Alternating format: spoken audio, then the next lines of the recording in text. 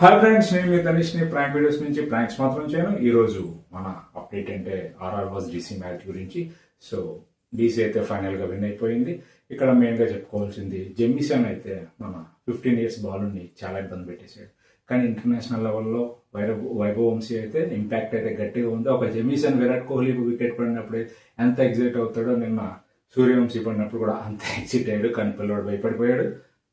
End of the day anyway openers అయితే ఆర్ఆర్లో ఏం ఆడలేదు.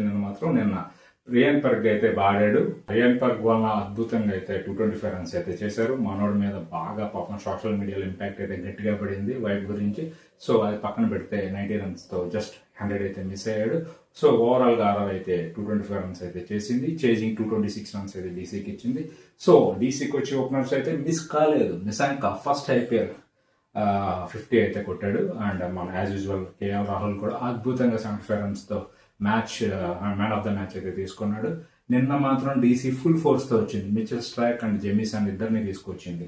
నాకెందుకో కొంచెం డీసీ ఐపీఎల్లో ఆడుతున్నా సరే గెలవట్లేదనే అది అనిపిస్తూ ఉంటుంది. సో నిన్నైతే డీసీ ఆడింది. 6th పొజిషన్కి అయితే వచ్చేసింది డీసీ. ఓవరాల్గా డీసీ అయితే విన్ అయిపోయింది.